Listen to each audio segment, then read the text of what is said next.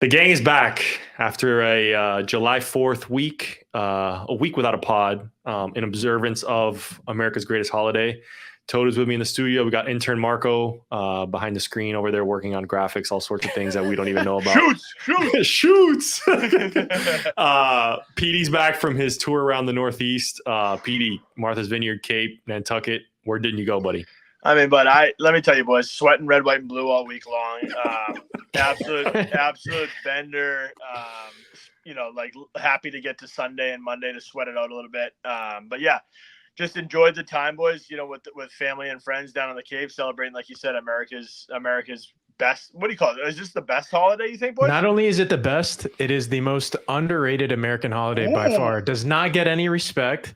You're with your family, you're grilling, you're in the pool, you're at the ballpark, you're watching fireworks. Yeah, anything goes sometimes too. Literally anything goes. Scary. Yeah. This 4th of July, I popped a Zyn for the first time. Wow. No rules. No way. Wow. How was it, Toad? How was it? It was a 3 milligram. Is that okay? Is that the that's what the kids are saying? Yeah. I popped an upper decky. Wow. I went to Zimbabwe. Yeah. I went to Zimbabwe on the 4th of July. Wow. Little lip pillow, Toad. Eh? Man, nothing like it. We were in the pool, popped us in, couple Bud Heavies. Wow. You can't beat that. That's a piece of Americana right there. Next thing you know, the lifeguard's in there, Toad's on the bottom. Wendy Peppercorn is trying to revive. I love it. Toad, Bud Diesel? Yeah. Facts. Wow, that's awesome. That's a couple land sharks. There you go. Toad, I had 200 land sharks this week, I think. I mean, I don't know what it is. I don't drink land sharks much of the year other than this week. I don't know if it's just Jimmy Buffett calling me a little bit during that time or what it is, but like throw a lime and a long neck land shark and friggin' send me off to paradise. Corona. Yeah. Better than a Corona and brewed in the US baby. Yeah, they're incredible. Oh, fantastic beer. And I think, Toad struck a chord. He mentioned something about July 4th. And I saw this. I don't know who to give credit to, but every sport has their holiday. Yeah. Why doesn't baseball take more advantage of July 4th, dude? I think we saw the same tweet. Right. Someone tweeted. I don't know who it was. Thanksgiving, NFL, Christmas, NBA, and now you're getting a little bit of NFL. New Year's, college football. All right. 4th of July, give me me all 30. Whip around 1 o'clock, everybody. Not even. Start at 11, and I want the last game West Coast, like Pac-12 after dark. Give me the last game West Coast. Padres at Dodgers. Right. 11 p.m. Eastern. All the rivalries. Give us every single rivalry. That'd be amazing. Yeah. That's a good idea. I like it. Rob Manfred. You're on the clock, buddy. Listen to the Mafia. Yeah. But yeah, dude, that would be incredible. I think this is the one time, and baseball's such a long year, like you kind of lose track. And granted, we've been guilty of that. Last week we talked about it. We're in Panther mode, and other sports kind of just take over baseball. July 4th is their time, man. The uniforms make special uniforms. I know they have special hats, but they have the hats. Dude, go all the way. No, and I wasn't a huge fan of some of the hats this year. I've been fans of the July 4th hats in the past. This year, I don't know. Dude. My favorite one was, I remember because I bought it my freshman year of college. It was navy blue with the white logos with the flag inside of it. Right. Yeah, those are classic. I love the flag inside. Yeah, I think they're just trying. They're running out of ideas. If you make 4th of July merch and then they have Memorial Day too, and it's tough. Right. But it's not easy. It's not. So let's make a 4th of July City Connect. I don't know. That's some minor league stuff, man. That's right up your guys' alley. That is true. Let's get everyone in the Brevard County Manatees 4th of July specials. No, Javi, what'd you have on last week? Biloxi? I had a Biloxi 4th of July. We didn't have one in Brevard. We didn't get a Brevard. Yeah. I don't know if Brevard really had the punch behind it that Biloxi had. You know what I mean? Like, I don't know if they had the funding. That Shuckers hat even got some love on the Instagram post. Yeah, Toad and I, we sent a nuke at the Biloxi Shuckers. So Shuckers, if you're listening, we'd love some 4th of July hats over here. We'd wear them religiously. But I think that's enough 4th of July talk. We do have one, we have one more thing to talk about 4th of July. We want to get it out there. The three of us, if we did get invited to Michael Rubin's 4th of July party, we'd happily go. I think we'd all happily go in the Hamptons. I know, Petey, you did your Northeast tour in Nantucket and the Cape. You were the closest. You were the closest. You were almost there. Yeah, but boys, every time I see the pictures, all I can think of is like, dude, what the fuck would I see the pictures? All I can think of is like, dude, what the fuck would I wear? Like, you know what I mean? Like I see like these guys, like they look incredible, but I mean, I'm thinking like some of these polo shirts, like without the buttons on them. We got these, like Tom Brady's obviously always looking incredible there, but like dude, you gotta. I mean, that's like an outfit that day, freshly pressed, like ready to go. Like you're probably wearing that one time and then hanging it up, right? Or having like it's the last time you can wear white before Labor Day, man. This is it. Like I'm having Travis Scott autograph my like throwing it up on the shelf forever. You know what I mean? Yeah, you wear once, put it on ice, but like, dude, Tom Brady looked younger than every single quarterback he took a photo Tom Brady has had more plastic surgery than some of the women that are invited to that. Tell me I'm wrong. No, dude, that's because him and the Kardashians have the same doctor. Bro, he is so handsome. It's unbelievable. It really is, dude. He does, Javi. He gets better in every picture he takes, dude. It's manufactured. It's because it's fake. The jawline is absolutely pristine. He's mewing. I think Marco's generation calls him mewing, right? He's Max looking. I think it's called. I don't even know what that means. Tom Brady was mogging everyone else at the Michael Rubin white party. Livvy Dunne was there though, right? She's sans Paul Skenes. Okay, I actually have I'm really glad you brought up Livvy Dunne because I'm going to ask Marco, who's off camera, obviously doesn't have a microphone. He's on suspension. Marco, you know who Livvy Dunne is, right? Give us a thumbs up. Do you know who Paul Skenes is? Yes? Okay. I was expecting him to say no. I was really hoping he knows Paul Skenes through Livvy Dunne. Yeah. Oh, yeah. Okay, there we go. Yeah. So my theory is half right. Paul Skenes arguably bigger athletic star than I shouldn't say that. No, I don't know. No. She is the star. Yeah, she's a star. Yeah. He is one. He's not even 1B. He's 2 in that relationship. Yeah. Hey, Todd, is that a comparable thing to like a Travis Kelce, Taylor Swift kind of thing? How many people know Travis Kelce via Taylor Swift? Yes, although more people knew Travis Kelce than Skenes. You know what I mean? Yeah, that's true. But actually, that brings up a good debate. This is a serious one. Hey, I just want to bring this up because we got a good group chat going, Toad, with Tyler Sperlin and Tristan Archer, two of our close friends that we used to play with. And I used to get into this argument all the time with Tyler Sperlin. And I want to ask you guys this question. This has always bothered me. So, Paul Goldschmidt, Danny Amendola, around the same age, from the same area. And I would always say to Sperlin, dude, everybody knows who Danny Amendola is. Nobody in the world, unless you're following baseball, knows who Paul Goldschmidt is. Dude, and he would fight me every single day. Be like, dude, Paul Goldschmidt is way bigger of a star than Danny Amendola. No one knows who Paul Goldschmidt is. Nobody. And I'm like, dude, Danny Amendola, but they know Amendola because of his dating history. Yeah, I agree. On the Patriots, being associated with Tom Brady. But when an athlete crosses that border into dating celebrities Instagram celebrities, that kind of crew, when an athlete can bridge that gap from just being in the sports scene into a celebrity scene, they're different. It's totally different. Like, you're not I think front office sports, when Kelsey started dating Taylor Swift, I think every week front office sports was like, well, Travis Kelce gained 500,000 more followers. And it was like every week. So no, I think people sometimes forget that sports fans are such a microcosm of America. Like, not that many people are actually really into sports as a whole. Football, yes, football's king in the US, but the average person is not watching Paul Goldschmidt and the Cardinals on a Tuesday night, but everyone in America is going to tune in to watch Taylor Swift's boyfriend play in the Super Bowl. Yeah. And another, just last thing we'll talk about this about, other sports, but I was reading up on the NHL Game 7, right? One of the highest watch Game 7s across sports, right? Yeah. This was by far the highest. Hobby? One of the highest watch Game 7s. It beat out every NBA Finals game this year. So the NHL really showed off. I think we've talked about that at length on this pod.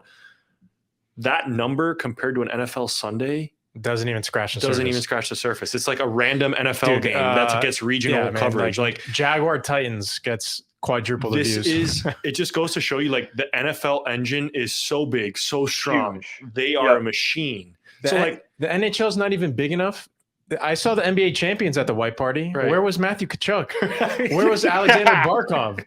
Where's Sergei Bobrovsky? Michael Rubin? They were at Wimbledon, bro. Barkov was at Wimbledon. Ekblad was at Wimbledon. Kachuk was down the Cape with me at Trader Ed's. No, bro, Kachuk was in Calgary, bro. Was he really? No, bro. No, I'm going to show you some pictures, boys. I'll send them to Marco Schutz.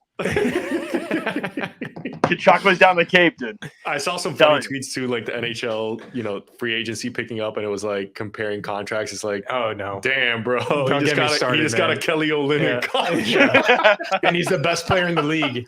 Best player in the league. He's getting Kelly O money. Oh man, it's ridiculous. Our last banter topic. I think this might be funny. I think we should do it. We're going to do it. Toad and I, and this is a direct to Marlins man. Marlins man, we want you on the pod. Yeah, break the fourth wall. Just answer the text, bro. We're talking to Marlins man here. Lawrence, we talked to you outside of not outside. We talked to you on the ice at the Panthers game. Game 7, great chat, exchange phone numbers, agreed to be on the pod. Hasn't answered our text. We see Marlins man on TV, obviously sitting behind home plate Sunday Night Baseball. Should we call him? Should we call him right now? Just so we know. Call him live on the pod. Boys. Petey, pressure him. Peer pressure. Hey, Toad, when you ever said if he's on Sunday Night Baseball, you got to call him. Dude, if I was ever sitting there on my TV and like we were on the phone together and you're like, all right, hey, I'm calling. And we saw this dude give it like one of these, and just fucking or just like looked at somebody beside him and be like, hey, look at this fucking ass. Dude, that would be incredible. I met this dipshit at Game 7. I told him I'd go on their podcast. What a freaking moron. Hey, did you guys ever see that video of those kids that called the bullpen in the college baseball game to get that? Dude, Javi, have you seen that? Yeah, unbelievable. Incredible. Like, that's the kind of stuff I'm thinking about. It's like just watching him like see that. And one, if he answered it, obviously even better. But like two, if he was ever like, fuck this, like and just like threw it off to the side, dude. That's a video we'd send to Shoots, and that'd be awesome. That'd be awesome. So we have a great show for you guys today. We're gonna have our Around the Horn segment. We have a really cool interview with Adrian Lorenzo, former assistant general manager of the Florida Marlins, Belen Jesuit grad. So Wolverine pride right there. Pumped. And then we're going to end the episode with a little nostalgia segment. I think we've really enjoyed those as a group. We're going to talk home run derbies. But before we do, we're going to go around the horn. Our first topic of the day, Toad. Oh, my God. Candelita. Wow, Toad, that's incredible. Thank you. Because of Jose Iglesias. Wow. And the New York Mets completely catching fire the last month and a half.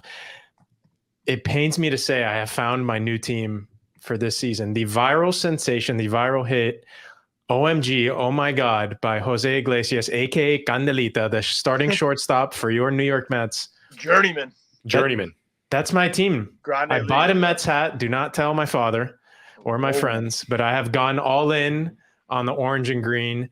Orange and blue. Freudian slip. Yeah.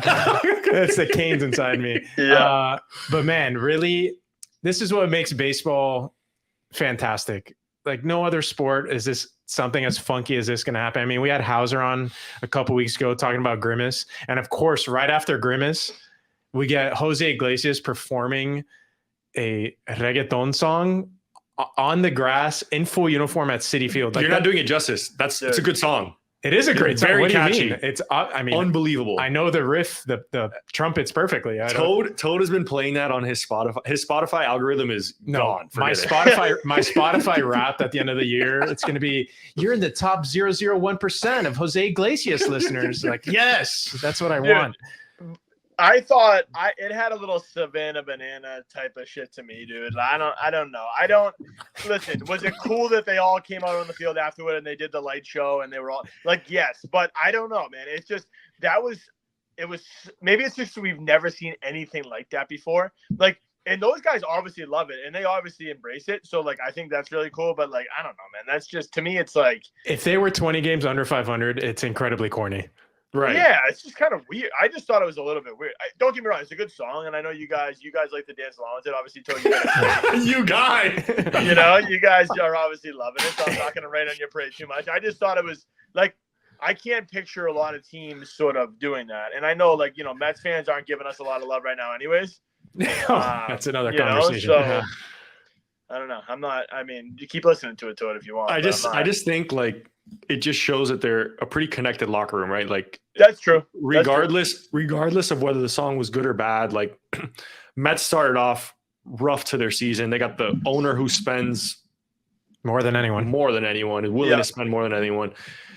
Get off to a rough start. Grimace comes around, win a bunch of games. Grimace is a thing. Now Jose Iglesias, oh my God, they got that thing in the dugout there. Everyone's, dancing and singing along. Javi, everyone's wearing T-shirts in the stands, dude. They have the OMG shirts. Dude, those shirts are hot. They are. The shirts are pretty cool. They're pretty cool. I mean, they look like a fucking emoji. You know? But dude, I don't know, man. I just think, Pete, you know better than anybody, like locker rooms, very fragile, tough place. When baseball's a long year, man, it's hard, it's difficult. When you have a guy who can just connect a locker room like that, and look, Jose Iglesias is 34 years old. This guy was playing with Miguel Cabrera 15 years ago. Like, been in the league a long time. Former Red Sox PD. I know that this guy's career has spanned. It wasn't in the big leagues this year, right? He didn't play at all last year. Like, this guy's he couldn't even make the Marlins last year. Yeah, couldn't make the Marlins team. So good on him, man. I agree with you on that. I think he's a good that's a pro, dude. Blue guy. Yeah. They love him I think they, like you said, Javi, no matter where he goes, man, they love him. I remember him he came up, I'm trying to think of what year it was. It may have been back, was it 18, I think, when the Sox were kind of making a run there and just kind of came out of nowhere. I think they might have either traded for him or picked him up in September.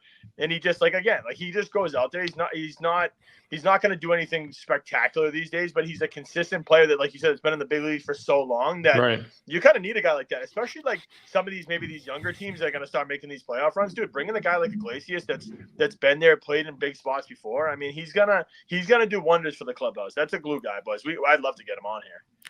Jose, if you're listening, Candelita, top 0.001% listener. Vamos, papi, por favor, chico. I love it. La Mafia. La Mafia. Second topic today, All-Star Game, boys. We finally hit the midpoint of the season, a midsummer classic. It's going to be in Texas this year. Globe Life Ballpark. People have likened it to the Mall of the Americas. We had than Fenway. A little different than Fenway. The uniforms are released. Teams are released. 32 first-time All-Stars, boys. This is going to show our age a little bit. 19 guys under the age of 27. So the league is great for the game. Great for the game. We're getting old. The league is getting younger. That's Paul probably a good Skenes thing. and Livvy Dunne will be there. Yes, they will. Livvy Dunne even got he might start. Pizza. She got him a pizza, dude. He should start. Do you really think he starts? Absolutely. Do you really think he starts? For the brand, from a marketing perspective for baseball, it's a huge opportunity wasted if they don't let him start. Again, trying to connect sports here, it's the same thing as leaving. It would be the equivalent of leaving Caitlin Clark off the Team USA Olympic team. Like, you have such a huge opportunity to get so many more eyeballs on baseball, the biggest name in the sport right now, to connect with the younger crowd. Let him start. Who cares? It doesn't mean anything. The game doesn't mean anything anyway. No, you're right. Just let him start. It's 3. I just think in the past, things have to sort of line up for these guys to pitch, right? Because ultimately they have a responsibility to their clubs, right? So the Pirates are going to say hey, if he's due to start 2 days before the game or, last game, are they going to play along? Is Manfred going to make the phone call and say, hey, Pirates general manager, can you do us a solid and push his start out? In that case, fingers crossed it lines up. Javi, I was gonna say, I think that the mix this year in the All-Star game is maybe the best we've seen in a while. Like, you talk about that many guys under, what did you say, 27 years old?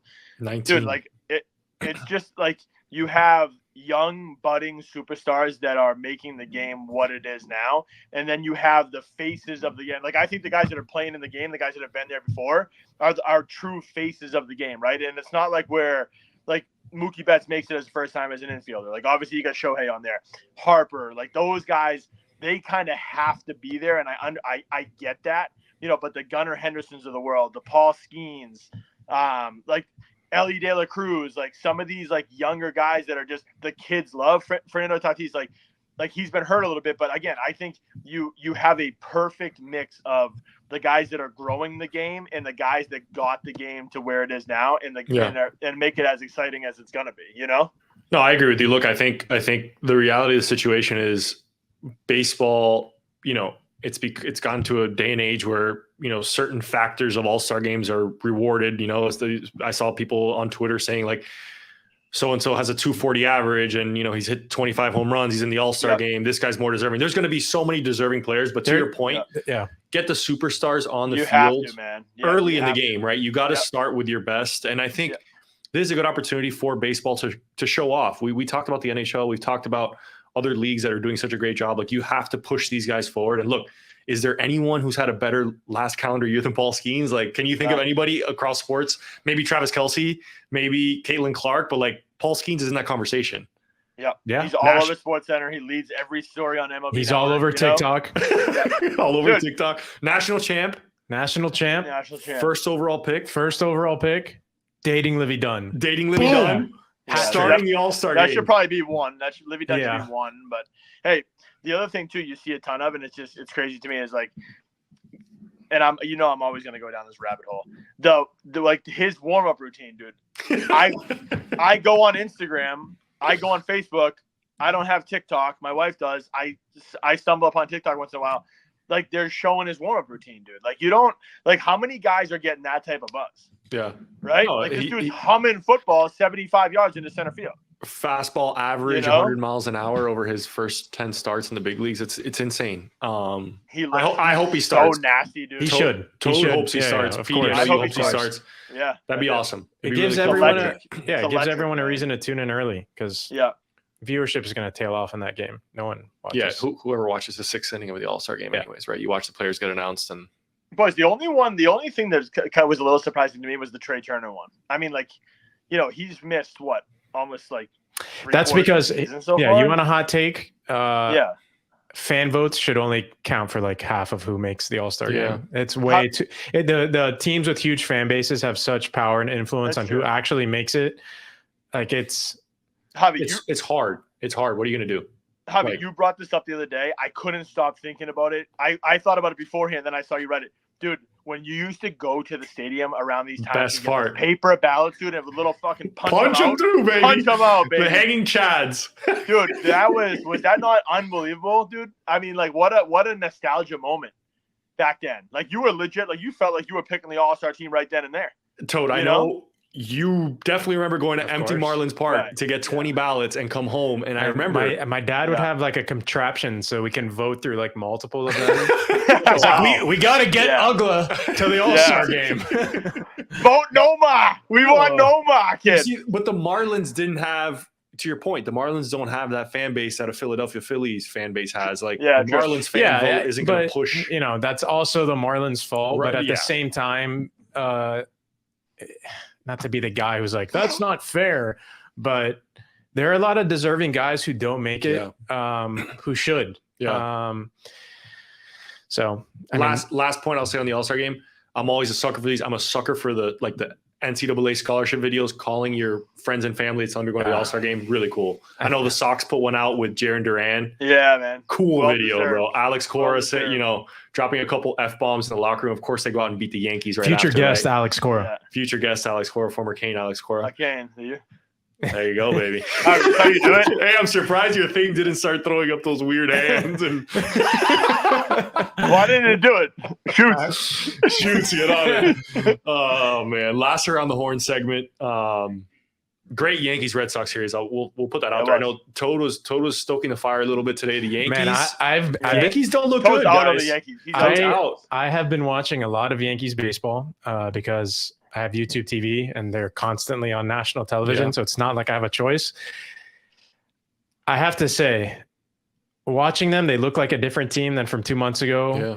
It is the same story for the last 4 or 5 seasons. At what point do you consider making a change and salvaging where they're at? I know they're still like 20 games over 500. They're still competing for first place, but how much Garrett further? Cole's back, Cole.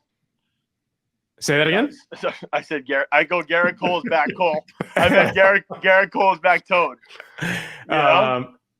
Is he? Does that do anything for you? Yeah, his daddy's not letting him do anything. My boy Rafi Devers. What a swinging Devers. Swinging the shillelagh right now. But seriously, man, if I'm a Yankees fan, I'm frustrated. It's the same story, 4th season in a row.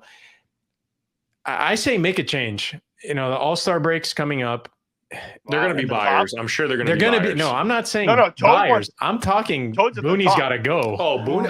But I think that's been like Boone's been on the outs for the last, right, to your point, 4 years. So like, why not make the move already? Like, what are they waiting for? That's what I'm saying. You know what I mean? Like just do it now. Just do it, right? Hire Skip Schumacher. I was going to say, who are you going to go get? Trade Skip and for Boone at the deadline? That'd be sick. That's like that'd be unheard of. 2004 trade in 2024. Or player manager Aaron Judge. Hey, does Skip ever reply when you were in his DMs, Tone? Say that again? Does Skip ever reply to you slide into the DMs? No, I'm waiting. I haven't slid in yet. I'm waiting until the end of the season. All right, Skip, we're Skip's a fan of the Mafia. We need you on here. He looks at our Instagram stories. Yeah, he's a fan. We need him. He's a fan. He's plugged in. Yep. Skip's one of us. But something in that Sunday night game, Pete, I know you wanted to talk about it. Red Sox, Kutter Crawford spinning a gem, got the Yankees hitters all over the place. No idea what's going on. They take him out, right? 68 pitches, dude. 68 pitches. Pete, yeah, I know that struck a chord with you, so the floor is yours. All right, so I texted you guys right away, and I'm gonna say what I said to you guys. I wanted the Red Sox. It was a 2-0 game at the time. I wanted the Red Sox to lose the game because Kutter Crawford came out in the seventh. Or he came out after 7 with 68 pitches, dude. I think he was at. They were showing it. He was at like 50 through 5, or it might have even been less than that, which is insane. So when they started talking about it, I think they came back from the commercial break and they were showing like the view inside the dugout. And it looked like you could see the guys coming over and people were shaking his hand. And like even the announcers were like, it seems like his night might be done, yada, yada, yada. So I texted you guys that saying, hey, I hope they lose. Javi, all I could think about was like, and you were a starter. So like obviously like you know when you're feeling it, man, and you're grooving and you what your pitch count is, you get some quick innings. Like you're probably like in that situation, he's probably like, dude, when he hears that, I'm sure he's like, oh, what am I at 67? Dude, I would have lost my mind. Like, and I was a reliever. Like if I was cruising out there, dude, I don't give a shit if I've only gone 25, 30 pitches all season long. If I'm at 30, 35 pitches, man, and I'm cruising and if the game's in a certain situation, right, you bring the closer in, I get all that stuff. But like, dude, if I'm a starter and I have 68 pitches through 7, Sunday Night Baseball against your biggest rival, your Kutter Crawford, you've been having you've had a great start to the season. You've been okay sort of in the middle part, but like, dude, you're putting together one of the best seasons of your career, and you're just absolutely just shoving, and for whatever reason you can't face the lineup. I hate this more than anything. You can't see a guy, or you can't face the lineup for the third time around, or whatever the fucking reason they took him out of the game. I can't take that, dude. Like I just like, and the competitor in me, like I know, it's the big leagues, whatever. He's cool, calm, and collected in the dugout. He knows he just do a great game. It is what it is. But I don't know, man. If that was me, like I'm doing everything I can, fighting tooth and nail. I'm not coming out of that game. I'm flipping out, dude. Future guest of the program, Joe A. He would like, Javi, you knew it. He would love it, dude. If you were like, if he's like, Javi, that's it. And you're like, no, it's not. He's like, what do you mean? No, it's not. He's like, no, I'm taking the ball. I'm going back out there. I'm not done with this game.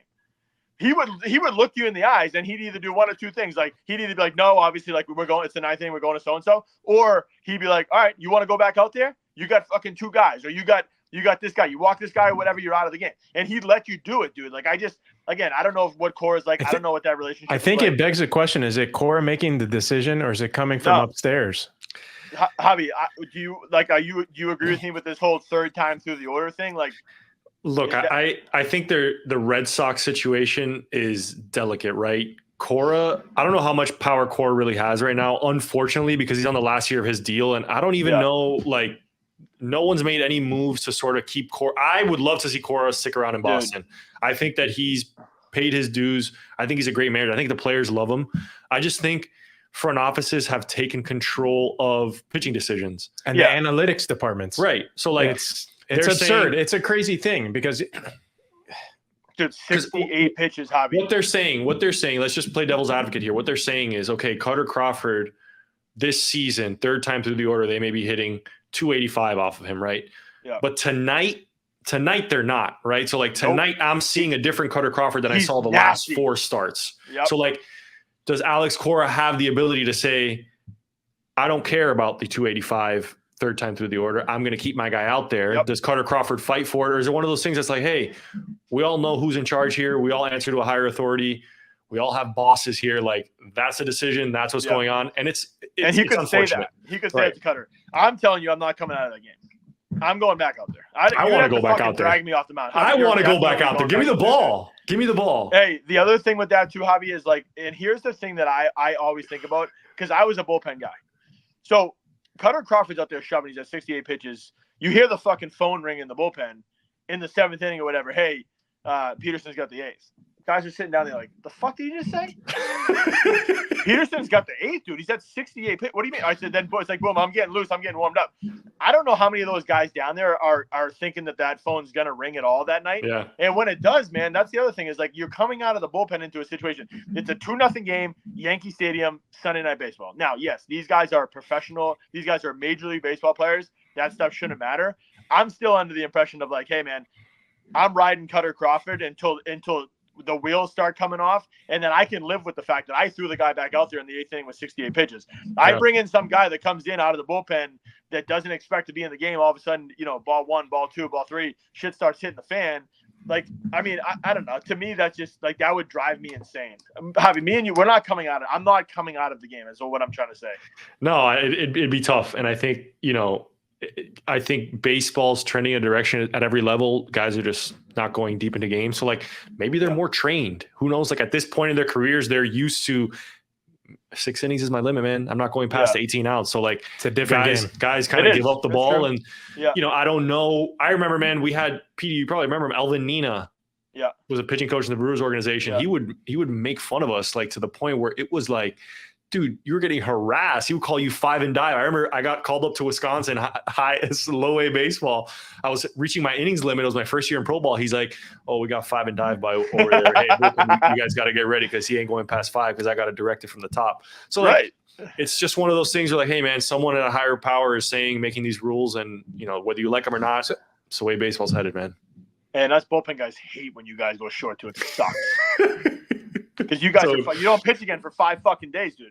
Yeah. I gotta throw 3 innings tonight and then be ready to go tomorrow. Take more pain offs, pal. I was gonna say, dude, I'm chewing 4 pain offs now in the 5th inning. I'll bring them to you, buddy. Get out there. You couldn't get out of the fucking first. Now I'm chewing pain offs here in the 3rd because my buddy here is on his 3rd day in a row.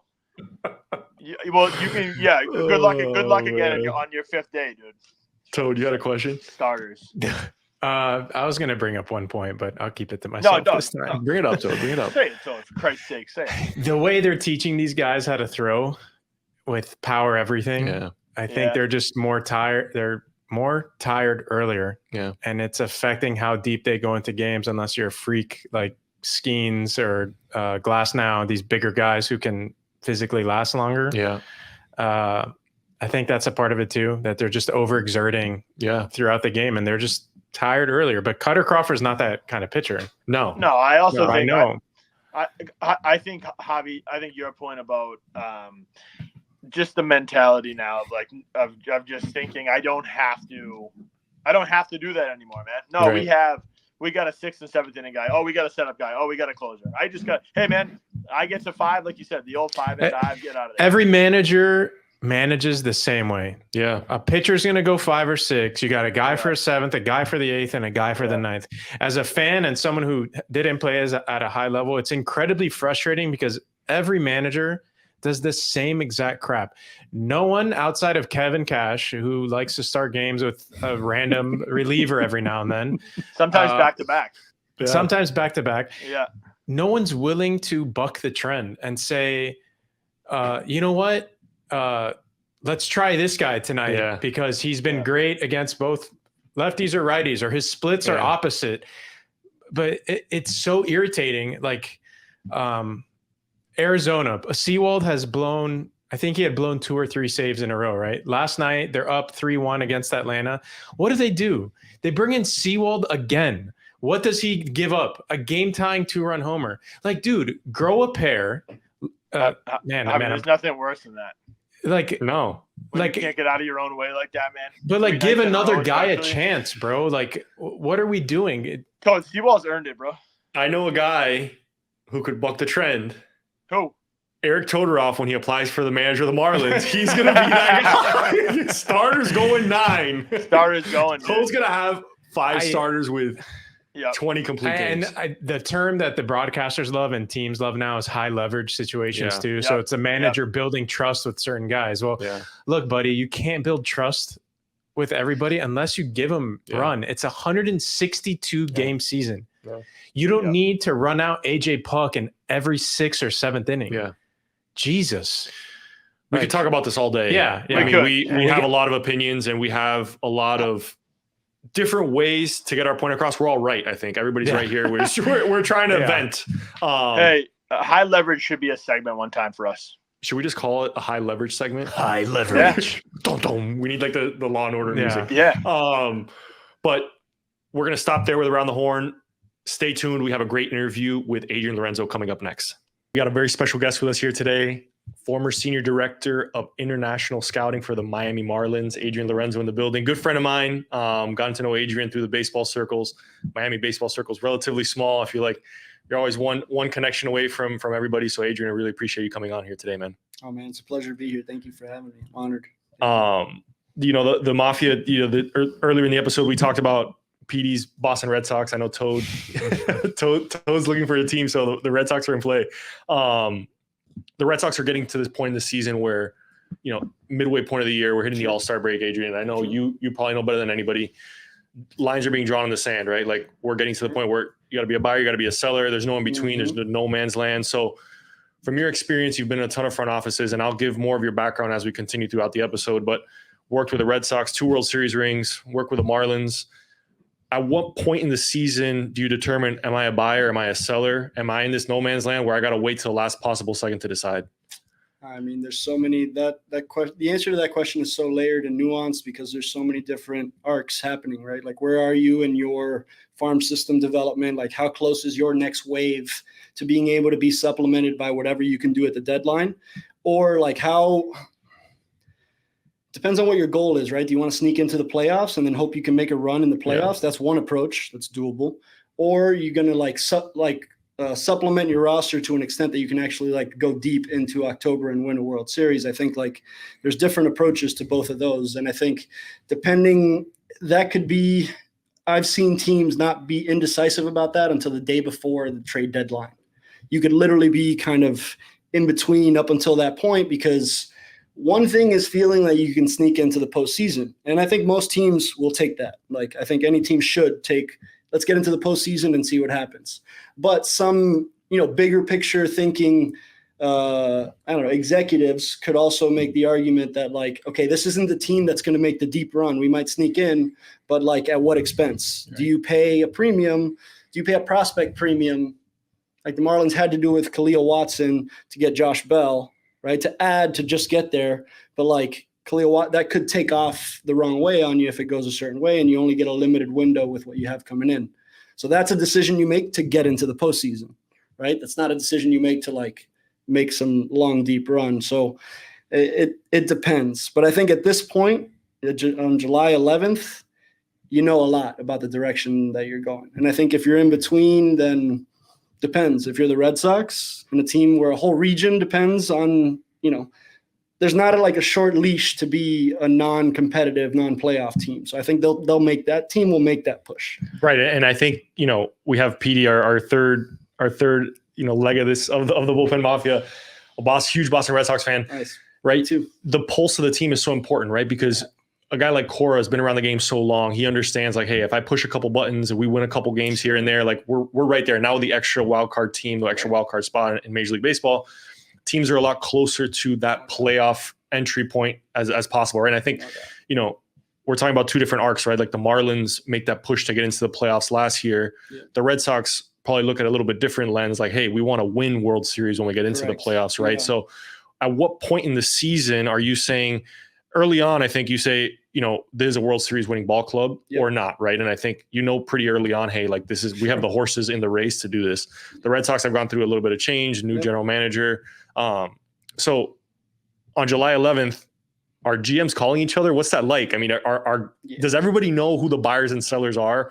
Those conversations between teams, the prospect heavy teams that are willing to move guys, Sure. or, you know, the buyers, the sellers? What are those conversations like in terms of the general manager, you know, sort of nuance? Sure. So I think first things first, I think it's important, like the general managers, especially like the good ones, they're kind of always having those discussions. You can always be talking about it, but those conversations actually really happen a lot at the assistant GM and kind of senior director type levels, between like the counterpart at like the assistant GM for the Diamondbacks, for example, that you've developed a relationship with.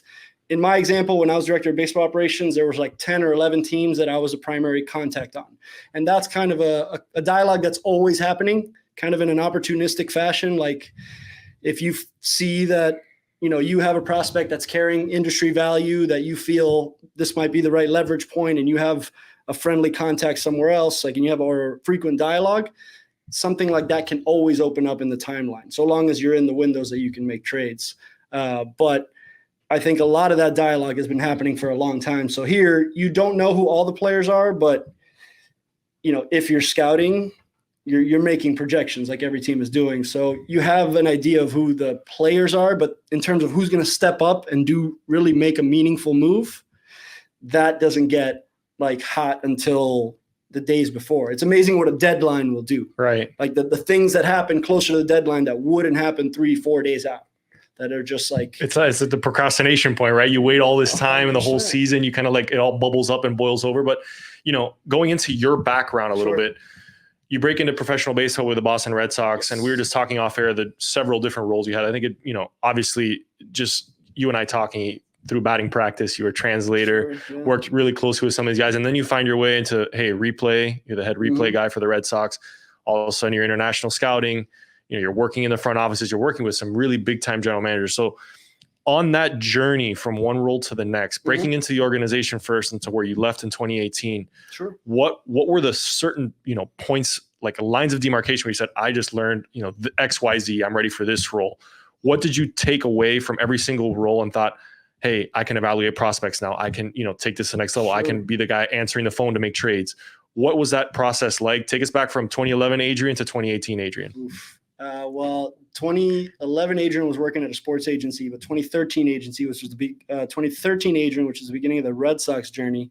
It was an internship, like a video internship in Fort Myers, like kind of one of those, if you can hack it or if you can cut it through all the hours and the heat and the just showing up early every day and picking up the players at the hotel and just doing a bunch of things, you kind of graduate to the next level of internship, which was in Boston. So at every level, there's been a huge amount of learning that happens. They're just happening in different segments. So like that year, I learned a ton about complex level baseball. I lived a complex level baseball life, which is professional baseball. And to those who play that, you know, that complex level ball is a whole different experience than the minor league affiliate ball. So from that, just like grit and work ethic, and some of the people I worked with in that group, long-term, like long arc, are some of my better contacts now. Laz Gutierrez at the University of Miami. Like, it's just like I met those guys in that segment. But then when I went to Boston, that was a whole level of like upgrade and whole operation. And you had to be upgraded in terms of your efficiency, like showing up every day at a certain time and just kind of being willing to do anything and everything in Boston, working in Fenway Park, which is like a whole other experience.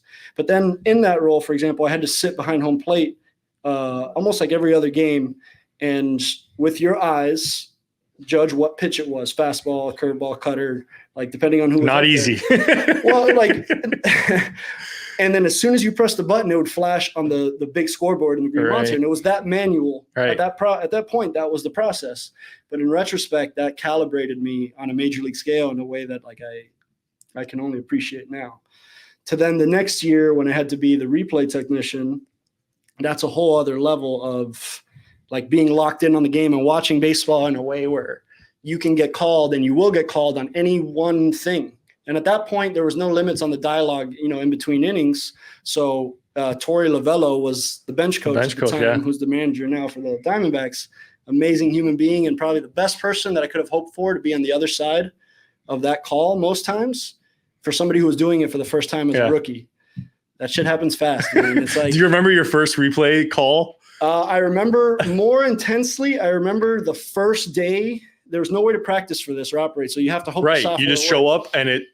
And the first day, I have Mike Hazen, who's the general manager for the Diamondbacks now. He was the AGM then, standing over me, just like kind of because that was a place to watch the game, and the system crashes. Opening day one, we're in Philly. We're in their visiting dugout. And from there, it just like it was like a comedy of errors, but nothing happened. But my first call, I believe, was a pickoff. It was like I can't remember who it was against, but it was like a left-handed move pickoff and like a first base swipe. And like I was able to get the swipe of the uniform against the pant leg. And that's a good moment in that role. You guys got the out, right? Yeah, you got the out. Only right? 27 of those, man. People don't realize those are valuable, Right. dude. So and it was one of those where it was in the pace of the action. So it's not the game doesn't stop for you to take a look. It's like you have to pick up the phone and make the call because you're not getting the calls like, hey, what happened here? It's like, no, hey, you guys got to slow down. Yeah.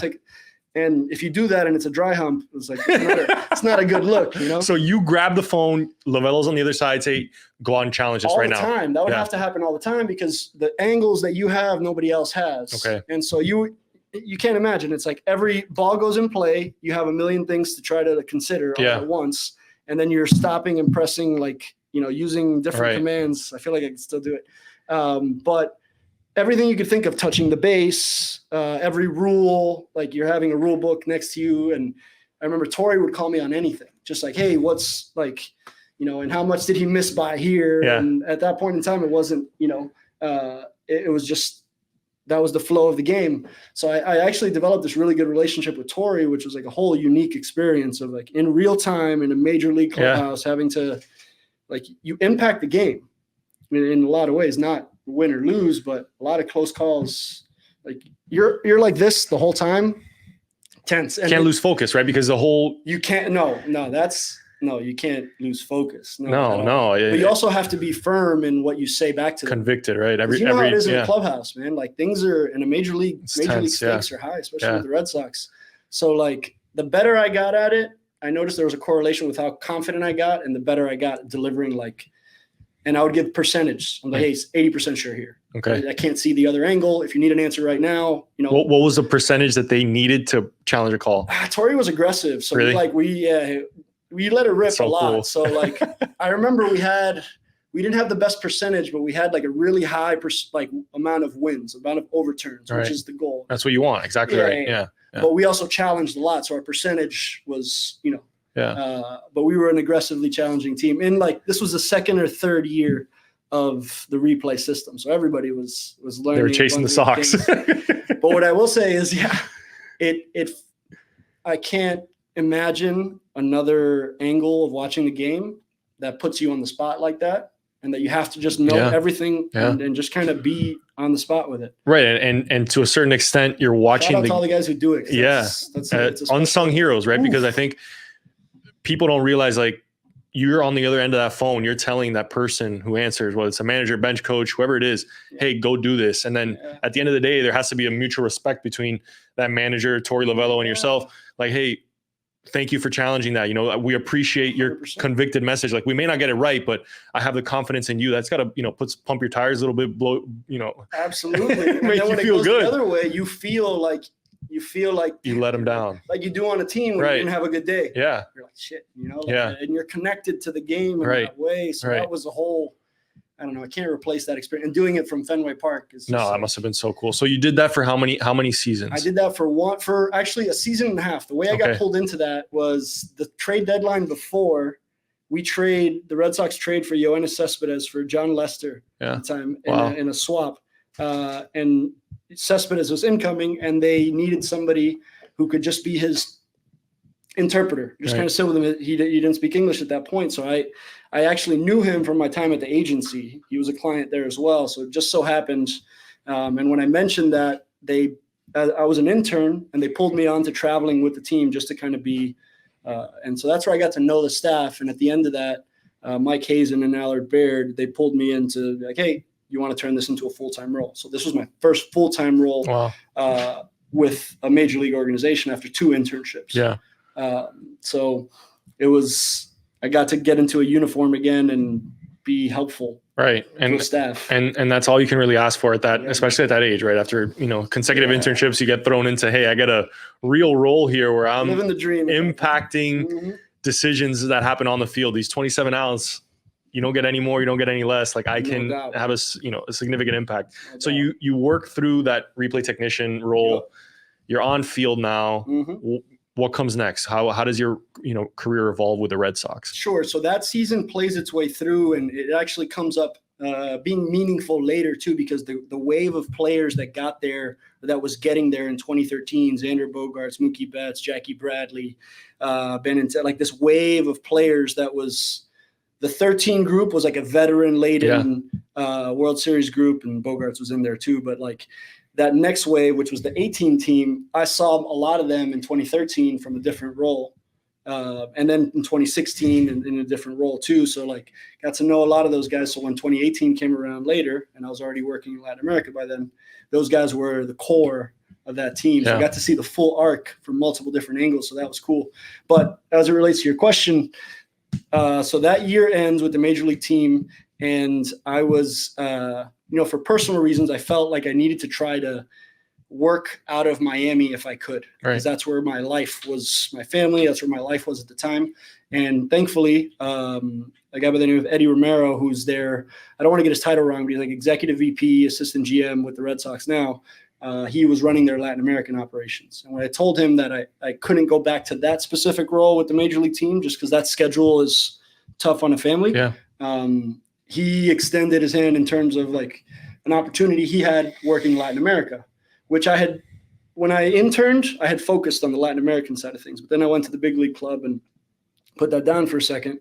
But when I came back, Eddie was there, and he brought me right into a role to be a coordinator of international scouting for the Red Sox. So that started a 3-year journey of working in Latin America for the Boston Red Sox. Like during that time, we, as a group, collectively signed a lot of players, including a lot of guys that are there right now, kind of enjoying some cool success. The fruits of your labor, right? Because I think what people don't realize, what they don't realize is baseball scouting is different than any other sport in the sense that like you're going to find kids, or not find kids, but you're going to evaluate talent in Latin America at 15, 16 years old. So what was your sort of calling card when you're looking at some of these guys that you want to bring in, want to make them part of the Boston Red Sox organization? How did you evaluate talent, especially at that age, which is it's not easy. It's not easy to see a 15-year-old and project him to be, hey, this guy's going to be a big leaguer in XYZ years. This guy has this hit talent or this hit tool. This, he throws this velocity, but in 3 years it could be whatever. You know what I mean? So like what was your process like in terms of, you had these different roles. Now all of a sudden you're making decisions on international players. It's a big leap. It was a huge leap. I'll say the most advantageous thing that was happening to me was that I was very tethered or grounded to the major league side of things. Because I think if there is one hard and fast rule in scouting, is that everything works backwards from the major league level. Yeah. You kind of reverse engineer from there to get to a scouting process or philosophy, right? So like I was very tethered to that, but it's still a huge gap. You're going from one extreme of the spectrum all the way back to the most basic one, which is the 15-year-old, 16-year-old, like you mentioned. That's a long arc. Yeah. Players are peaking at 25, 26, 27, but we're asking to make a 10-year leap. We still get first-round picks out of the college seniors in the draft or things like that. We still don't get those right. So imagine an even longer arc. So what I mean by there was a gap, even though I knew what a major league player needed to look like, I didn't understand projection. I didn't understand kids at 15, what they look like at 16, then 17, then 18, then 19, and understanding Latin America. I hadn't traveled Latin America yet. I felt like I was Hispanic by being in Miami, and I dealt with a lot of players, but now I was actually traveling Latin America extensively. So you're getting to understand the different issues that these kids are dealing with, whether they be financial, economic, just social, government, like the political situation in Venezuela. When I was traveling to Venezuela was awful. Yeah. And that affected every player that you scouted. So I guess the answer is it's really comprehensive and it's evolved. I don't know. I think you could have 3 scouts in this room and tell you, hey, what's important in scouting? And they would all have 3 varying hard and fast, because that's, right. That's just what it is. Yeah. Yeah. And in Latin America, there's so many more variables. Players come from the top of the bonus spectrum and they come from the $10,000, flyer, and they're there all over the place. Red Sox, Marlins, it happens. So what does that tell you? This variation in where it could come from, but an enormous amount of talent. So I think if you stick with athletes, you can't go wrong. I think if you stick with projection, like physical projection, like we're still in a day and age. I think if you look at college baseball and if you look at the major leagues, it's a very physical game. Yeah. So like physical players with athletic projectable traits at those ages, that makes a lot of sense. But I think you and I have both played with a lot of guys that were the best 15, 16, 17-year-olds that didn't go on to become the best 23, 24, 25, 26-year-olds. Right. And actually, in some cases, completely inverted. Yeah. You know, I tell the story of Nick Martinez all the time, but it's one of the ones I got firsthand experience with because he was a high school teammate. Yeah. Right. To watch him be the guy pitching in the big leagues in high leverage situations and getting like major free agent deals. Of all the guys I played with in South Florida, I wouldn't have made that projection then, but something in there, somebody could have identified that was in there because that's what happened. And so it's like scouting is so fascinating to me, man. And the younger you do it, the more prone you're going to be to mistakes. So Latin American scouting in particular, it's full of risk. But at the end of the day, it's taking up about 40% of the minor leagues, 30% of the major leagues. So it's a massive amount, right? Right. And honestly, it was a role that I could feel purpose in pursuing because you're creating – every contract was an opportunity, usually a major upgrade out of the previous situation. Yeah. Not only because of it was a bonus, like a financial bonus, but now they get to go into an academy that feeds them 3 times a day, keeps them armed and safe, like not them armed, but like in security, you know, like important distinction. No, but like in all seriousness, like in some ways it's like a major upgrade. Yeah. But in other ways, like they're leaving their families behind. They need to maintain their families. So the Latin American player, there's different things that have to be taken into consideration when, you know, being signed versus what we take for granted here in the US. And so it changes the way you scout. No. And I think too, Petey and I, obviously I mentioned he's not here, but we talked about that so much, like the journey of a Latin American player, so different than someone from the States, someone, you know, coming from college. I remember my first assignment in Helena, Montana. Some of these guys, I swear, I felt culture shocked, and I lived in the States for 20 years. And these guys are coming from their first assignment from Dominican Republic, Venezuela, showing up to Helena, Montana. It was like everyone's carrying guns there. Like, you know what I mean? Like it was a totally different culture shock. And I think people need to realize, first of all, the minor leagues is it's a grind, but if you're coming from somewhere where they don't speak the same language, it's your first time in the United States in a new country, you got money in your pocket. So it's not an easy road. And to your point, the journey of the arc of a Latin American player is so much different than someone from the States. So, and the vast majority doesn't have the money in their pocket. I think that's a misconception, right? Like some guys get paid X amounts, but even those guys, like the percentages aren't what you think, right? Like you think Uncle Sam takes a healthy bite. Like there's people along the way in their process that take a healthy bite too. So, and a lot of guys are 30,000, 100,000, 70,000, like those amounts. That's not anything to live comfortably, even in Helena. No, at all. And I think too, you know,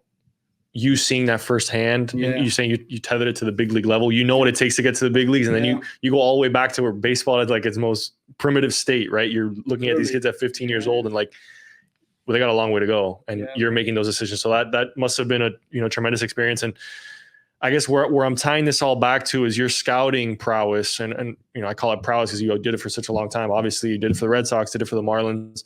How much of that was tied to the type of player you were? I know we have a Miami slanted audience, so Adrian's a Belen Jesuit grad. I know Toad, Belen ties are strong in here tonight.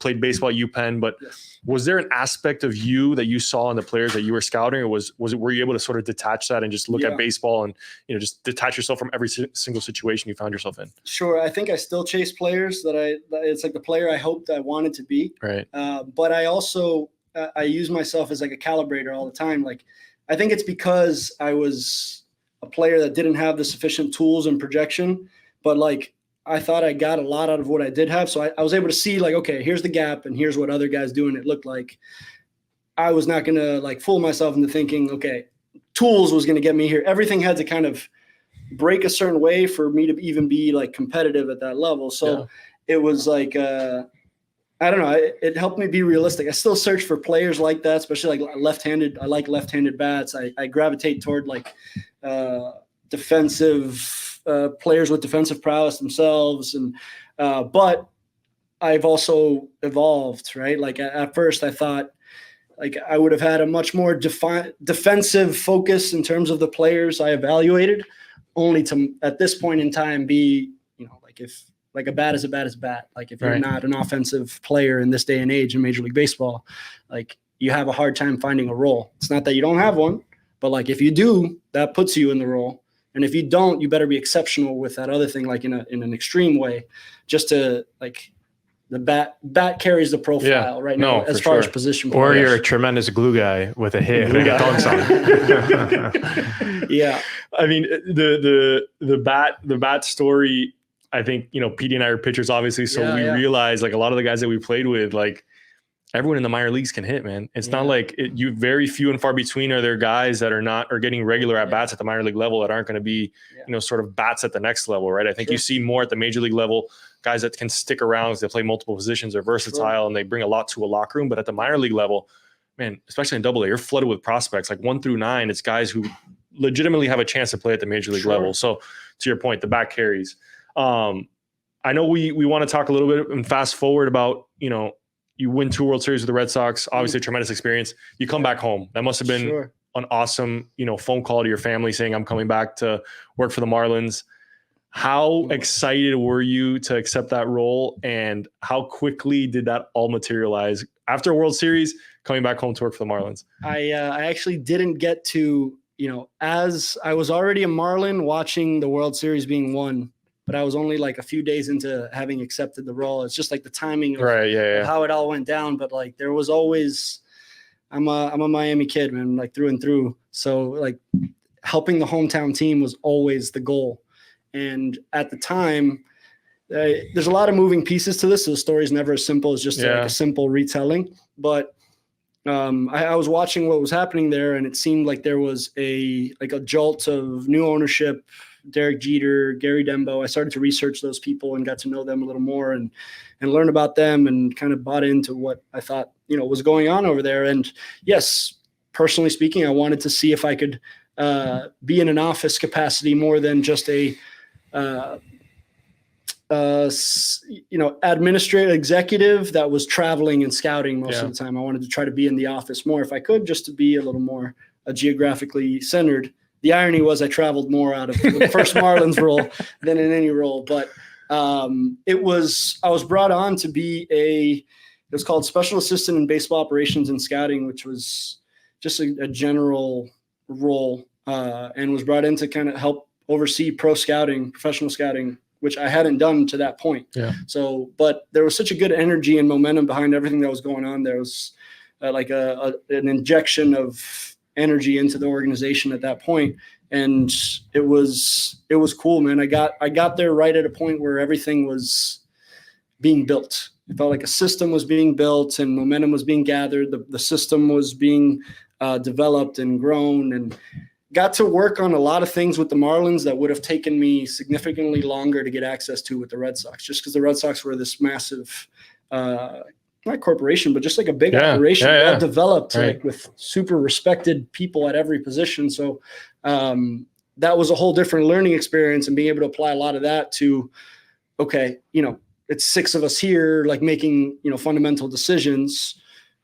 How do you adapt to that scenario? So I was able to draw a lot from that, but also got opportunity to do things that were maybe above my pay grade at the time, but you kind of just sink or swim, and you swim. Trial by fire, man. I think you learn on the job, right? 100%. I think the Marlins, to your point, at that we're going through a transitionary period. I know, we've talked at length about some of those transitionary periods with the Marlins, and with the new ownership group, you were able to blossom, right? I mean, that role in the matter of 3 years, you're the president of baseball ops, you get promoted director of baseball ops, excuse me, senior director of international scouting. So these titles and these roles keep sort of magnifying, and you're becoming more and more involved in the wins and losses on the field, which I think that's the goal for anybody, right? If you're not playing, if I can be directly involved in some capacity, that's a dream job. So theoretically speaking, that was my next point. Yeah. You get to this role, you're senior director of international scouting, and you go pursue art. And this is something that obviously you've done now. You have a studio,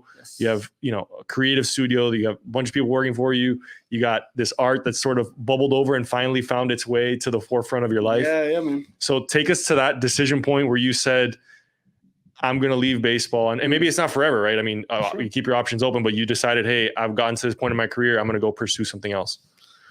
I wish the telling of the story was as simple as that. Like everything else in life, there's just a lot to it. It was almost like I call it like a 2-year pull of the Band-Aid.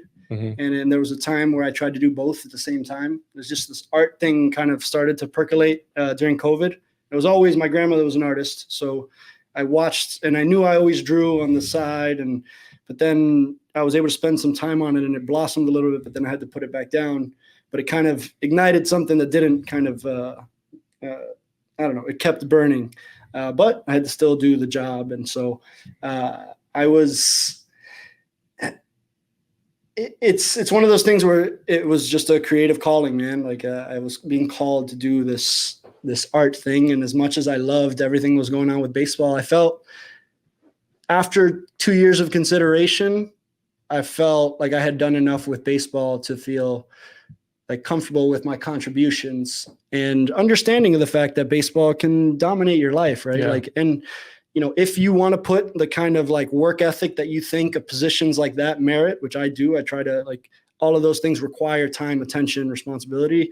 The art had started to take up more, of that other side.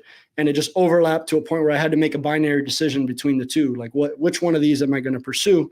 And art just felt more appealing at that point in time, in conjunction with me being comfortable with what I had done with baseball, right? Like we had signed a ton of players, like internationally, just with the Marlins in a 3-year span, we signed, I believe, 126 players. Wow. So those are 126 human beings with contracts and like new opportunities just during that time overseeing Miami Marlins international.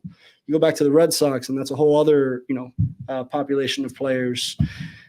I don't want to say like I've done it all, seen it all, done it all. There's a lot more perspectives, but it was the right kind of time, right? And it was the end of my contract, so it wasn't like, hey, I quit. It's like, hey, my contract's coming, the end of my contract.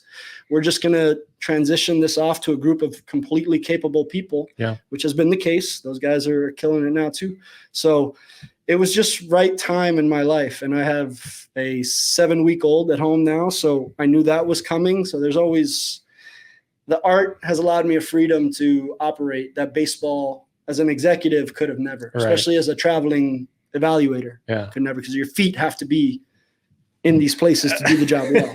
I can't imagine. I mean, I know the rigors of a player, right, as a minor leaguer, but the front office, you guys are working the same hours, maybe more. You're burning the midnight oil because when the game ends, right? The hours you're expected to be there for. The hours and the hours that keep you up at night, decisions that you made or could have made, like all that kind of stuff plays into this. But you mentioned 126 players. I want to dig into that a little bit. Are there guys that you have personal relationships with, and we're not going to name names, but guys that you stay very close contact with, guys that you see and you see their journeys and you realize like, I know what that kid has been through and I'm so proud of him. Like how cool are those when you just turn on the TV and you see guys that, you had interactions with and, all throughout the way? To answer your question, as many of them as possible, as many guys that I can keep in touch with as possible. Instagram is like a good way to just kind of be, give them feedback, even if it's just like a clapping hand emoji on something that they're doing and posting. But every single one of them, and that number's in the hundreds. But it's the most rewarding thing out there. And then watching them have success, a lot of them have different kinds of success. Some of them are now coaches and staff members, and others are, I can't tell you how many fields and complexes I go to, and I'm saying hello and getting hugs from different people that, through this process, through just being involved with their signing process, it's the most rewarding thing ever, man. And that's what I feel most proud of. Like how many opportunities our groups created for other kids that, we're in some in very terrible spots and now are in the big leagues with, guaranteed contracts for like 10 years based on like what they were doing when they were 15, 16 and decisions that collective group made at that time. Like that's good. That's good shit right there. Yeah, no. And I think, obviously from a evaluator standpoint, they have a ton of respect for you, right? Because I think you saw something in them, whether, it ended up being as a big leaguer or not, it's an opportunity to get out of some of these difficult situations, whether it's family, political, economic. you have the ability to say, like, I gave that kid an opportunity. I gave him a chance. And now you're pursuing a different dream, right? So it's like everyone's got these things that they want to chase, and you found it with art. You know, these guys, hopefully most of them make it to the big leagues, and you can say I had a hand in that guy making it. And I think that that's one of the things that sort of baseball always brings you back full circle in one way or another, man. You know, it's funny you bring that up because it cuts in a few different ways. Yes, you get to be proud in the moments where they make it and they do these things, but I think any of the players, if they're listening or if they watch this, like at some point in time, I had like some very stern conversations with them because the arc of a player's development to get to the big leagues, peaks and valleys, and sometimes they need to be jolted, and sometimes they get comfortable or change with money, or like now they're a different person after 2 seasons than they were the 2 seasons prior, and now they got hurt and have to like readjust to that. So I spend a lot of time not checking them, but just kind of reminding them of how steep the path is from where you are to get to where you want to be, and how much like, okay, you can go back and have like a mediocre off-season program back in your hometown where you're from, wherever that may be. You know, you can do that and you can work hard within that. But the guy that's here going to drive line all season, all winter, that guy's got you beat by a long mile. And trying to get them to see and understand those gaps sometimes like involves tough conversations, or even with like, man, it's with 16, 17, 18, 19, 20-year-old men is what we're talking about from Latin America. Sometimes like they don't understand in America, like a firm handshake, and you have to like walk them through why that's a thing that you do, and why like as you cross into the complex league and go from the Dominican to the States, that's a thing that your staff and your coaches will value, and that like a thing that's expected of you, and explaining all these cultural gaps. So like a lot of those are more rewarding because, you know, like you're watching a kid have success that was on the cusp of being released, had you not had like a shaking, and he doesn't know that. He doesn't know he was about to be released, but you know, because you're in that room. Exactly. I'll never. There was one kid. He's still playing. He's having success again now. Where I had to be like, hey, you're about to like. You don't understand how, you know, like your roster spot is not guaranteed right now. Yeah. You know, and he's out there right now, and I know like, he looked at me as if like I was the only person that was going to tell him that. And if he would have just kind of continued a week in that direction, he would have been released. Right. Which is something that I knew that he had no. But it was like, how do you convey that if you care about the kid? And so expounding that out over this many players, like I'm excited to see what happens to all these arcs, because they're all right now, most of the kids we sign are 18, 19, 20. And so in a few years, you'll see the fruits of your labor. Well, it's good fruits no matter what, if they make it to the big leagues or not, because like that's a good human to human connection, right? Like, and those guys, hopefully I'll be in a position to connect them with jobs and things like that in the future, or I don't know, any number of opportunities. So it's cool to be part of it. I think too, don't want to belabor this point anymore, but the baseball's, you can quantify everything on the field, right? Like every outcome, is a, you know, one binary, one and one. Sure. The one thing you can never quantify, the intangible part, like being a good teammate, you can't put a number on that. So it's so hard. But when you realize, when you get into locker room situations and with American-born players, Latin-born players from all over the world, that's the one thing that you notice and everybody can pick on right away, right? So it's like, you know, some guys have to learn it. Some guys evolve into better teammates, but you know, those guys that do and are good players, those are the ones that really their career takes off. And those are the guys I know Toad always talks about this. Like when we got our big league friends on, we had a couple guys last week. Toad, you know, mentioned, I think it was this week or last week. We're so happy for them because we know how difficult it is to get there. Number one, how difficult it is to stay, and then to be well respected, because that's all ultimately all you want is for guys to look at you, respect you, and understand. You need it. You need it. You need validation more than you think you do. Like you need the league. Like you get asked about all the time, and what's this guy like in the clubhouse? So I've been in enough trade deadline rooms, enough draft rooms to know like, okay, yes, he's good, checks the talent box. What am I bringing into the clubhouse? Yeah. So it gets into consideration, and that could really add momentum or put cold water on momentum if the feedback isn't good. So it always circles. How quickly? I mean, we're going to go back to draft talk here. Sure. Sorry, but how quickly does that come up in a conversation with a GM saying like, hey, how is this guy in the clubhouse? And are you hearing that from the GM who's trying to trade you the guy, or are you hearing that from other sources? I mean, he's going to give, again, it's a biased point of view. So he's not going to tell you a negative thing if he doesn't need to. He's not going to volunteer something negative. Yeah. So you need to already have your information streams through your pro scouts. Like that needs to be vetted already by the time, if your GM opens up like his database, that should already be, you know, to some degree in there, but sometimes things happen so fast that you're just kind of taking a risk, and the talent outweighs the risk. So you can take it into account, but only to a certain extent. Are teams willing at that point to take flyers on guys and say, we can change him, or in our system, he might be a different guy? Yeah. Is that a realistic outcome for some players? I think it depends how confident you are in your own player development system. And I think that varies in different organizations, but I think there's some systems I feel like we can absorb anything. And I think the best ones should be able to absorb any kind of problem or any kind of, like, if you're really coaches and if you're really a development system, you should be able to intake anything and turn it into a major league product. That's what a player development system is built to do. Right. So some are more tolerant of higher risk, some benefit on that, like more riskier, aggressive profile. But you know, it depends. It varies is what I'll say. Yeah. And that's the hardest part too. I know we always talk about what our guys, you talked about it at 15, 16, and then you bring in the character aspect of some guys and it's difficult, right? So Adrian, we've gone on for a long time. I appreciate your time, but I think our last question, you've had this incredible baseball story, this journey, 2 World Series rings, you work for your hometown team, you're pursuing art. What's next? What's the next thing that Adrian Lorenzo wants to conquer?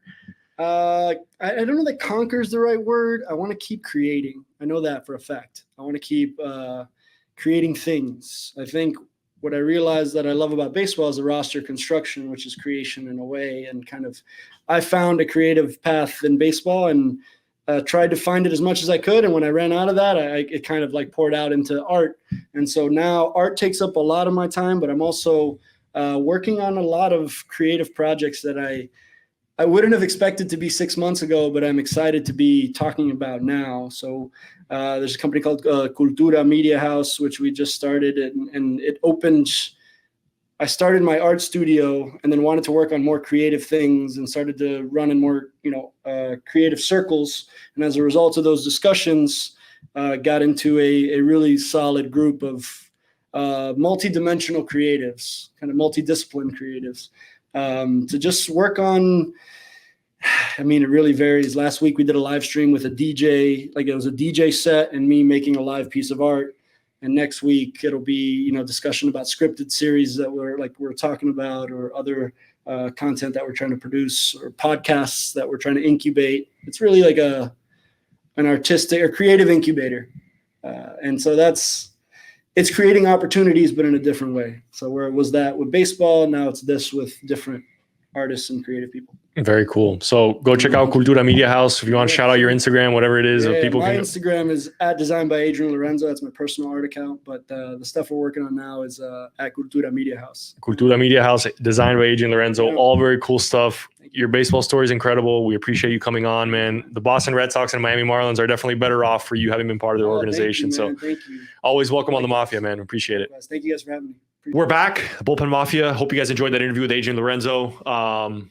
We have another nostalgia segment. I think this is, like I mentioned at the outset, this is something that we enjoy doing, the three of us, just to reminisce on times that baseball maybe it was a little bit different, a little bit more enjoyable for us to watch. We're talking home run derbies. And I think good Toad. Very good Toad. Wow. Very, very good Toad. Boom. Chris Berman, big part of the home run derby. Wrong sport. When I think home run derby, I think of Boomer. Yeah, Boomer. They are synonymous for me. Sitting up at that big desk, everybody coming up. He's just orating the entire 10 swings, 10 outs, whatever 10 outs. I can't watch a home run derby anymore because I don't know the freaking rules. There's guys taking timeouts. Guys are swinging at everything. Because you're on the clock. Rules are tough. Give me the 10 outs. You're getting the best hacks. Guys are going to take a couple pitches. It might take a little longer, but for my favorite derby 2008, Josh Hamilton had his 10 outs. So that's what we're going to say. We're going to name our favorite derbies. Toad, So it started off 2008. 2008, Yankee Stadium, last year of old Yankee Stadium, 10 outs. Josh Hamilton set the record back then. I think it was like 35 or 36 homers, and he was hitting absolute nukes. Absolute piss missiles. The New York City MTA, the Metropolitan Transit Authority, they were concerned that the balls are going to hit the subway trains that pass through the outfield at Yankee Stadium. Insane. I'll never forget that. The idea of the ball almost hitting a train was...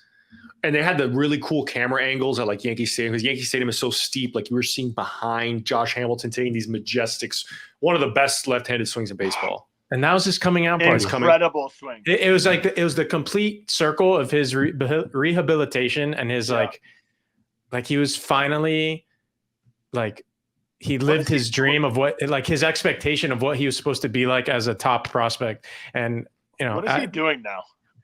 Do we know? I don't know. I don't know if I even want to. I don't want to speculate either. I also don't want to ruin it. I want to remember Josh Hamilton, 2008. Josh Hitting Hamilton, rockets. maybe hitting rockets into the outfield. Right. And he won the MVP that year, didn't he? Did he? He has an MVP.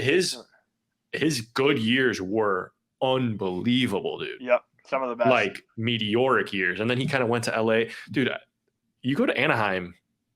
You go to die. Anything to can die. happen. Yeah. Usually in the wrong direction. I know. But Josh Hamilton, that was a tremendous throwback. Petey, give us your home run derby.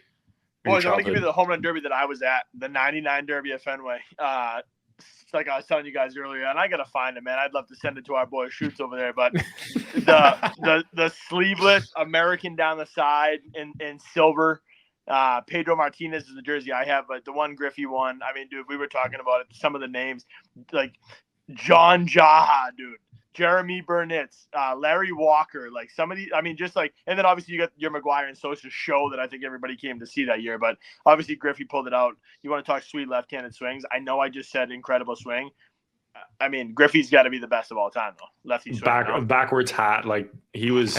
And Fenway has to be the best home run derby venue. Well, dude, if you look too, like viewers, go check out back when this was 99, no seats in the Monster, very plain Jane stadium, right? No real sign. The Sitco sign just balls launched. Just, it looked like these guys were taking just BP on the field by themselves. Like watching McGuire and Sosa put them onto like the mass pike out there and left, dude, was incredible. Is it an interesting that back then with less pageantry and less, I don't know, like obnoxious add-ons to the home run derby, it's cheapened it now. Like it's become so diluted with it's presenting sponsors, just over the top showmanship.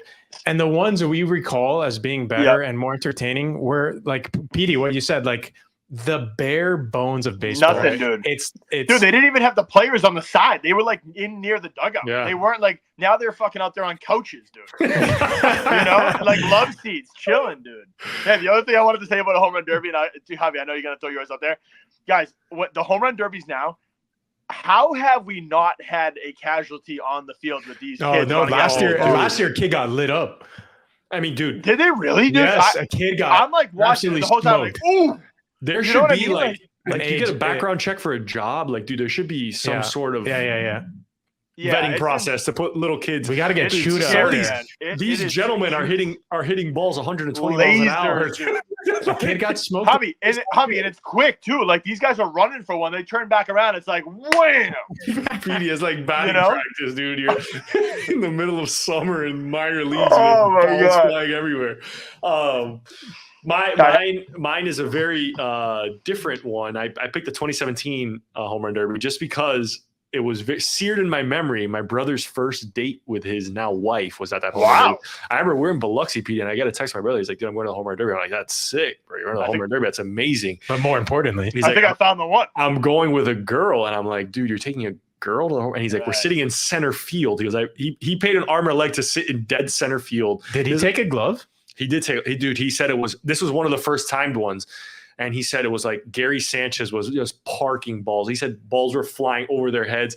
This was like, it's like a war zone. He's like, dude, you were standing up for your protection. He's like, if you were sitting down, balls might land on top of you. So, great story. I mean, obviously that home run derby was tremendous. Judge, Sanchez, Justin Bour was in that derby. Yeah. Japanese league legend. One honorable mention we will say today: the Todd Frazier's home run derby with his dad pitching. That was cool, man. That was really cool in Cincinnati. But yeah, man, we're big nostalgia fans of home run derby. Bring it back. 10 swings, 10 outs. Yeah. Bring Berman back. Let's no go to Fenway timeouts. Park. No timeouts. No water breaks, dude. No water breaks. No. Let's do it. Give me Big Poppy with a camcorder, like coming up. This is our fucking city. Last thing I'll say about home run derbies: no other sport does an event like the home run derby. No. Slam dunk contest. I'm actually not anymore, dude. You can't not anymore. Yeah, but I was always a bigger 3-point contest guy. Really? Because I always felt like the Heat had a guy in it. My boy Thunder Dan Marley, Vashawn Leonard, Jason Capono, back-to-back champ. Let's go. But remember, we don't talk basketball. I just feel like hitting the home run is tough, man. Those guys are gassing themselves. And it's the best sound in sports. Best sound in sports. I got Polar Pete. We got Polar Pete winning it. Yeah, I got Polar Pete winning it. Yeah, because what's the entire field? So that hasn't been fully announced yet. Alec Baum's in it, I know. Bobby Witt, Ozuna. Ozuna. Gunnar Henderson. I am Ozuna from the Braves. Dude, that is the best. I say that all the time. Toad is going with Ozuna. Toad's going with every NL East foe he possibly can. It's either Bohm or Ozuna. I think Bobby Witt would be fun. Yeah, he's from Texas. I'm going with That'd Gunnar. be sick. I'm going with Gunnar. Okay. Yeah, I feel like everybody loves Gunnar, dude. He's amazing. With a name like Gunnar? Yeah, he's sick. Got sick hair. Looks good. Yeah. Last home run derby thing we're going to talk about. We called out Marlins, man. Jose Canseco, we tried to get you on. We're trying to get in contact with you. We know you have a home run derby idea. Toad, tell us about it. Let's read the tweet directly from Jose Canseco himself because it's a phenomenal idea. Jose Canseco, there should be a home run derby that only includes retired players. He's absolutely right, but I'm going to one-up him. It needs to be all the guys who juiced. And they got to do at least one cycle before they take part in this. What do the Yankees call it? Like the alumni old timers day, old timers home run derby. Because I bet you him and A-Rod, you get those two rivals in there. Get Bonds in there. I bet you Barry still got some swing speed. He's in good shape, man. Barry would win it if he was in it this year. Come on. Did you see what Barry said about? I don't know if they were talking about Satchel Paige. Take him deep.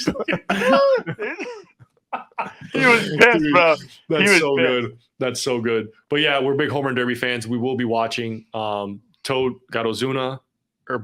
No, you got Bobby Witt. I'm gonna go with Bobby Witt. Bobby Witt. Petey's got Polar Pete. I got Gunnar. Let us know what you guys think about your favorite home run derbies of the past. We're gonna get Shoots to put some templates together, some social media, get some good engagement. I know you guys loved our uniforms. Hopefully, you guys give us some good engagement on the home run derby front. But that's all for today, guys. We appreciate you. Adrian Lorenzo was a great guest. Boys, Mafia out. See you, boys.